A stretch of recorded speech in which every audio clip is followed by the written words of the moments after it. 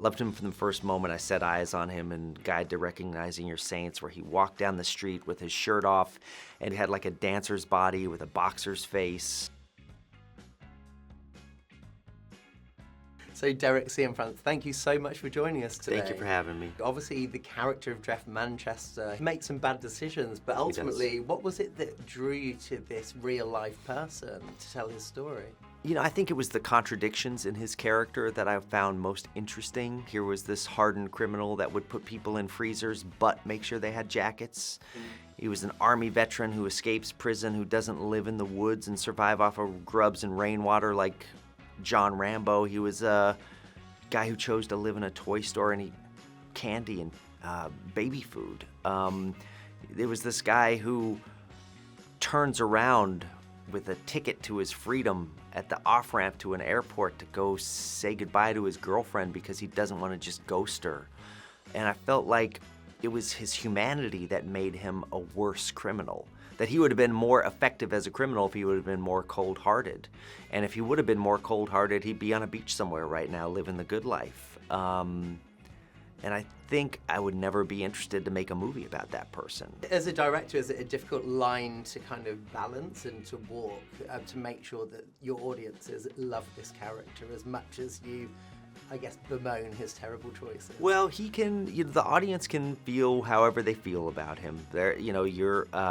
I think my perspective was just to approach him with some grace. I'd spoke with Lee, his girlfriend at the time, and I had kind of expected her to be angry with him or to have bad feelings for him, but she spoke about him as the great adventure of her life, and I realized that this movie had to feel like that adventure. That the love was real, even though some of the things were lies. I remember Jeff once told me, he said, Mark Twain says, don't lie because then you don't have to remember so much. He said, so I only lied about 3 things. My name, the fact that I was living in a toy store, and that I was an escaped convict. He was like, I told the truth about everything else. Channing is such a perfect choice for this.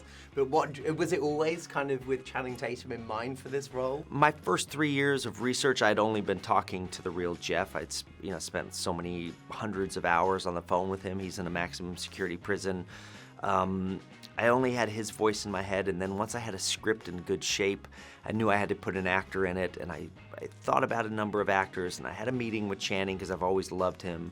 Loved him from the first moment I set eyes on him in Guide to Recognizing Your Saints, where he walked down the street with his shirt off, and he had like a dancer's body with a boxer's face. He was like a vision of wounded, bruised masculinity, and then he went on to be like an amazing romantic lead and an action star and a wonderful comedian and great dramatic actor. And I met him in Prospect Park in Brooklyn, and we had like a 6-hour walk, and I just learned about him as a person. And I felt like he had this real connection to his inner child.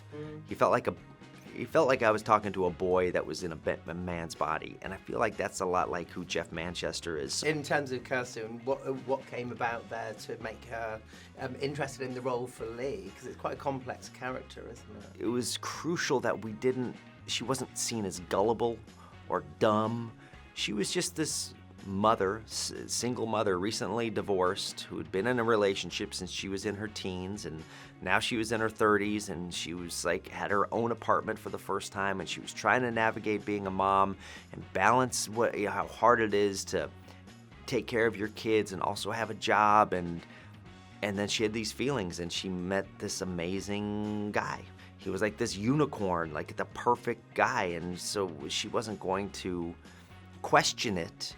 But she also had these feelings, these instincts that something was up, something was not right, and I needed an actor that could carry all that could carry that strength and also have that warmth and that ability to welcome someone in. And Kirsten is just like one of the great actors of our time. What was your first trip to the theater? Went to a movie theater in Estes Park, Colorado. I had been like 3 or 4 years old.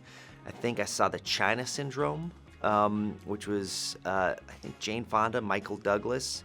I remember the movie being kind of about nuclear war, and I remember feeling how kind of scary it felt in the movie. And I sitting in the dark watching on the screen these kind of this kind of secretive world of like the truth that was happening on the screen, and it connected me to that feeling of being in the movie, kind of like sitting voyeuristic in the dark, watching these truths up on screen, these truths that weren't always